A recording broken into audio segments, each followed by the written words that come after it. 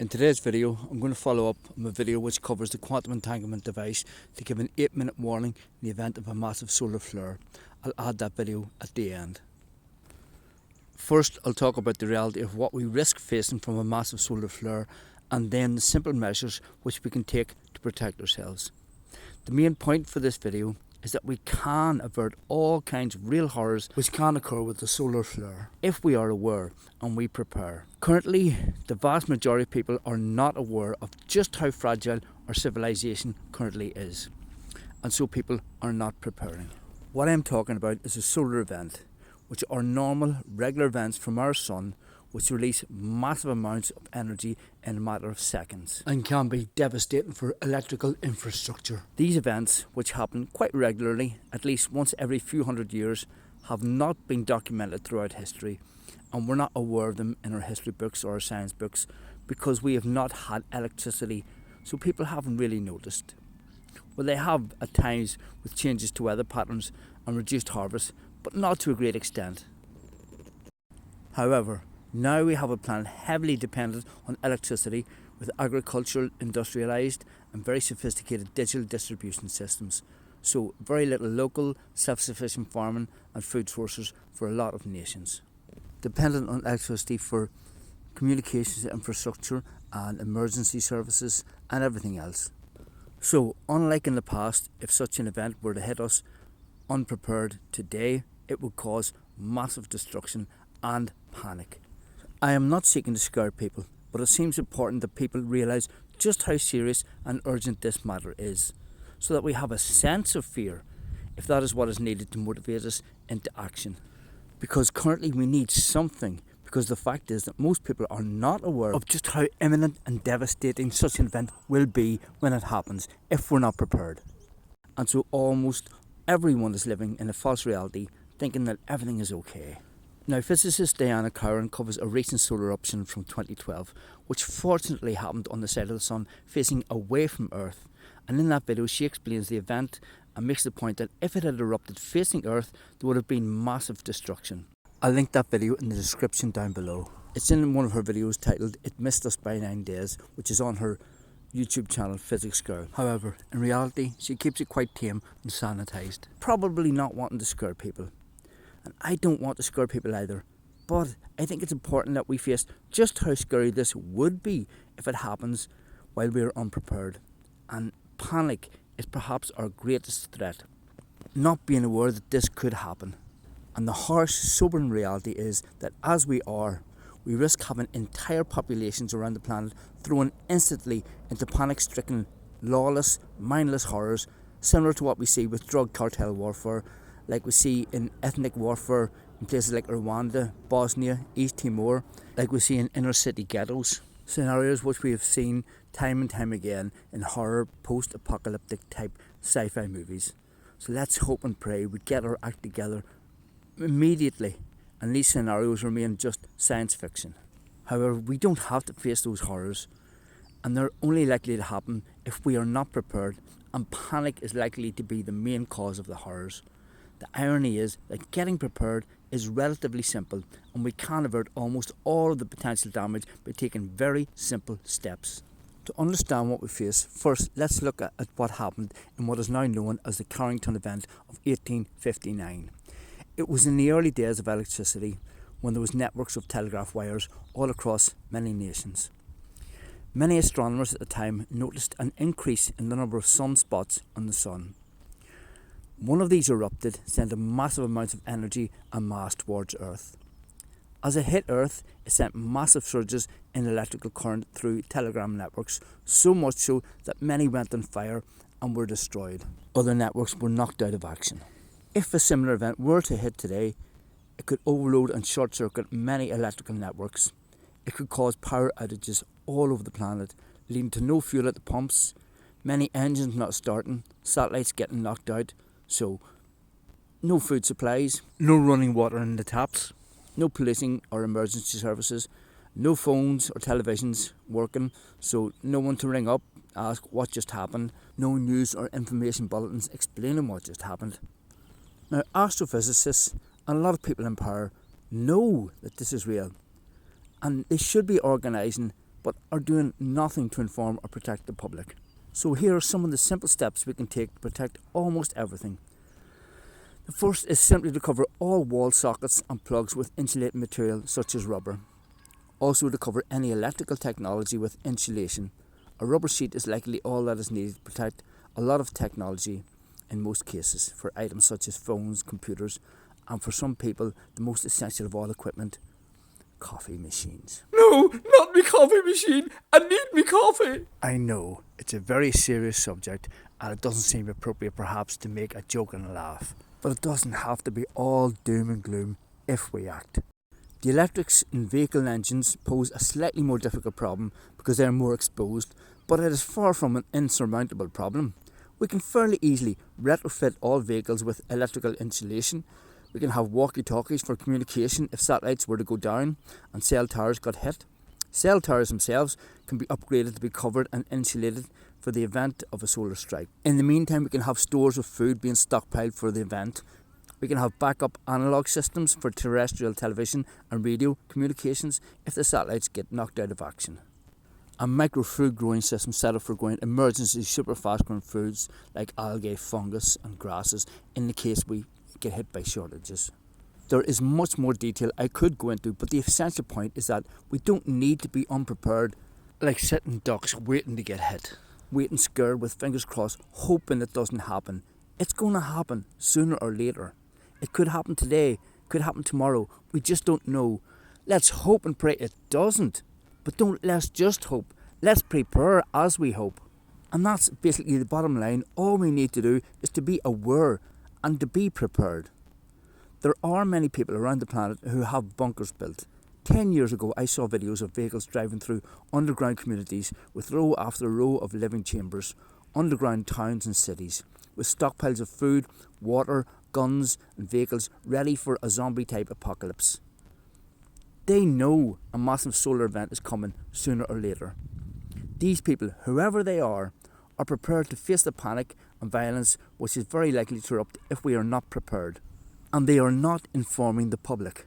We have seen how fast civilized people can descend into barbaric warfare, mindless violence and chaos. Most notably in Rwanda, but also in places like the Super Bowl in New Orleans after the hurricane. Which, if we are honest and brave and face the facts, is what we could face if such a flare were to hit today or any day soon. With extremely densely populated cities, depending on a very finely tuned distribution system relying totally on electronics. But again, my point is that doesn't have to be the case. We can avert the vast majority of potential violence just by being prepared, and the massive amounts of destruction just by being prepared, with a little bit of cooperation and my warning device using quantum entanglement sent up immediately to sit near the sun and send out a warning if a solar flare erupts, giving us 8 minutes to prepare, to get everything insulated, get inside, get everything turned off and into a dark place. In the story or parable of Noah, whatever it may be, the people had no evidence that a flood was coming. Today we have the evidence, but with a lack of leadership, the vast majority of humanity has no idea of the risk and sit distracted by science fiction, drama, porn, sexual politics and the latest profit and loss sheets and propaganda by the war industry and the drug industries. I have people whom I love deeply and I want us to be prepared and survive. So I am asking you, please share this video. Not because I want to be famous or get revenue from my channel. It's not monetized. But so that more people are made aware and we have more hope that humanity can ward off an apocalyptic scenario, which we can do quite easily and come through virtually unharmed by taking relatively very simple steps if we're aware and if we take action.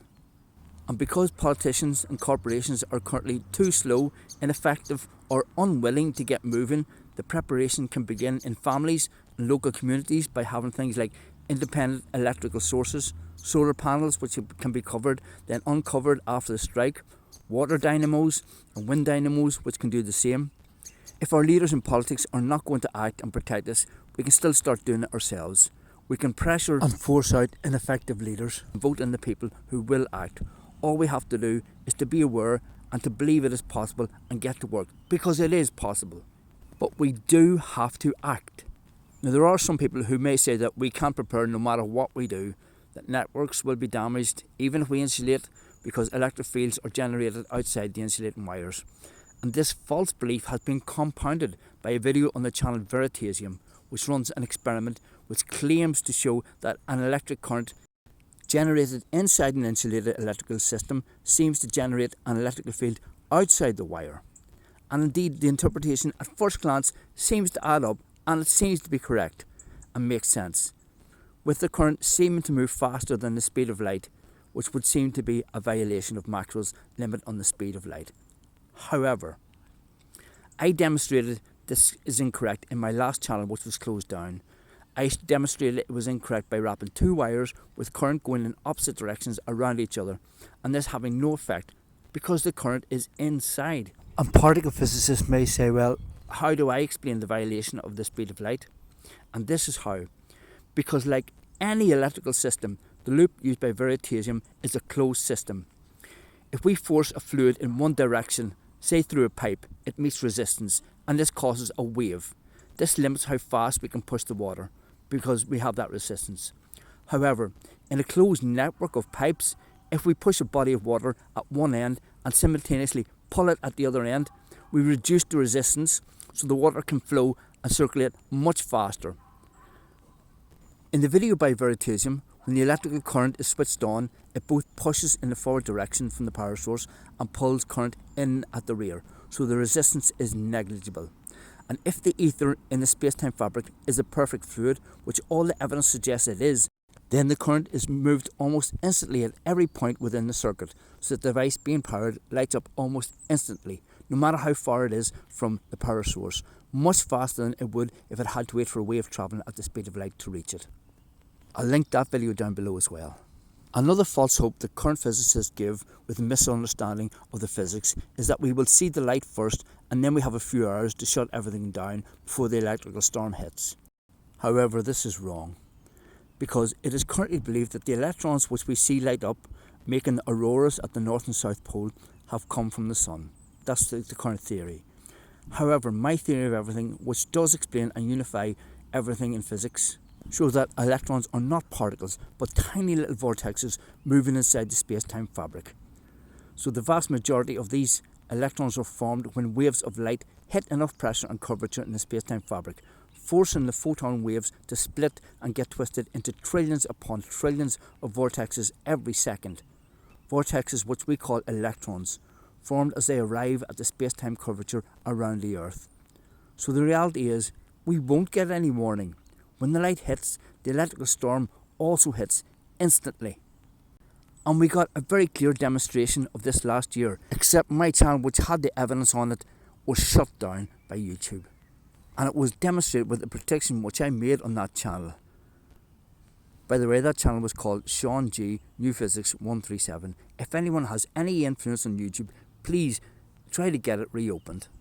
And the prediction that I first made in December 2022 was I predicted in a video on that channel that there would be a solar event on the 23rd of March, and I put up a few more videos in the few months after that, including one the day before the event.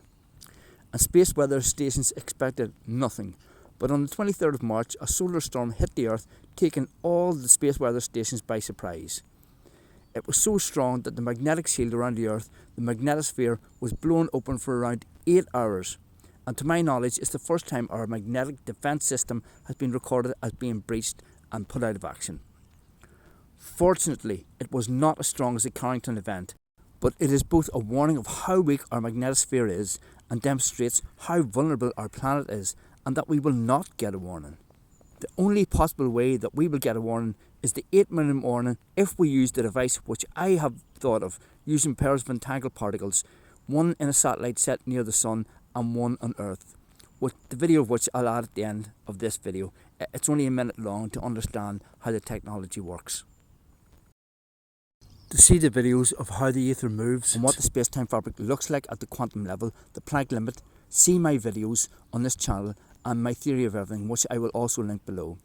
However, my work proves that the Big Bang and the particle model are both wrong interpretations of the data. The Big Bang is just plain wrong. The universe is not expanding. It's an optical illusion caused primarily by gravitational lensing and a misunderstanding of cosmic redshift, which is primarily energy lost to gravity, not the speed that stars and galaxies are moving away from us. In reality, it's a bit of both, and the particle model is conceptually misunderstood. They're not particles, they're point-like vortexes moving inside a real lattice, a real physical lattice. In a sense, my work makes sense out of and builds upon the particle model, while the current models can't explain quantum gravity to unify quantum mechanics with relativity. Yet that is done very simply and logically using my framework of the space-time fabric. And for anybody who's watching and thinking, hang on now, this is starting to get a little bit too technical for me, it's not really. If you look at the videos on my channel, it's pretty simple. All you kind of really need to understand is how an engine works, not the mathematics, just how an engine works and how waters move through the system, and basic ideas like pressure. And like many such breakthroughs in science which overturn long-held beliefs and paradigms, it is meeting massive resistance from the people currently in positions of influence in science. So you can probably understand why you haven't heard of it or seen it covered or mentioned on the mainstream Big Bang and particle physics channels, or why it has not been allowed through their peer-review outlets. Most of the biggest YouTube science channels have been aware of me and my work for about 5 years, but they're still in denial and staying silent. I have proven that the wave function in quantum physics never collapses. If it is not detected in space, it's detected in time, and vice versa. And I have also proven two of the most famous mathematical conjectures in history, in the hope that that will help in getting my work recognised. But even with those mathematical proofs, people seem to be thinking these are really famous mathematical conjectures which some of the greatest mathematicians in the world have failed to solve.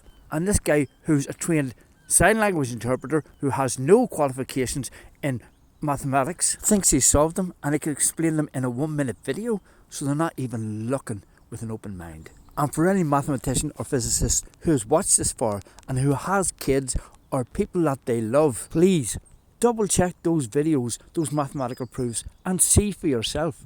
So right now, I'm praying that everyone takes this appeal to heart and checks the sobering facts and acts with a firm but rational sense of urgency, which I believe we need. And I know things that we don't want to hear, we don't want to listen to, and we're probably inclined to go back to playing video games and watching more videos. And you might be inclined to put this in the back of your mind and look forward to a night out or a day out while snacking on your favourite munchies. But before you do that, please just share this video so that more people are made aware and can decide for themselves if they want to share it. But be aware that if this video doesn't get shared and if the people in power don't do something really soon, like now, that we all risk waking up someday with no power, no water, no fuel, no food, and a zombie apocalypse type scenario. So please take it very seriously, because I'll say it again, it doesn't have to be that way. And this is the 1-minute video which prompted this, which explains the simple device to give us an 8-minute warning between a solar eruption and the hitting the earth. 8 minutes to plug out and insulate all electrics, cover the windows, light a candle and relax with someone you love, or at least safe in the knowledge your loved ones are somewhere safe too, and it'll all be over and back to normal in a few hours. Thanks for watching. Please share. Peace out. One love. It takes light 8 minutes to reach the earth from the sun, and nothing travels faster than the speed of light. So if there was a massive solar flash, how would we know it's coming 8 minutes before it hits us? Using quantum entanglement, we can detect when it's coming. We have a pair of entangled particles. One is kept on Earth, one is in a satellite set up to sit near the sun. Have the measurement set up on the satellite to measure the particle every second in a spin up or spin down state. The one on Earth will record the opposite spin state every second. If the satellite gets hit by a wave above a certain energy level, it is set up to automatically test for a different range of spin. When it does, the one on Earth will change automatically, so we will have 8 minutes of warning to send out, to warn to everyone else to turn off all electrics and place everything digital in insulated containers to protect us from cosmic rays, and to get under cover, to be protected from the incoming flash and the electric storm, which, believe it or not, could save us trillions of dollars of damage and save mankind from a global zombie apocalypse type scenario. For that scenario, see the video called It Missed Us by 9 Days on the channel Physics Scared.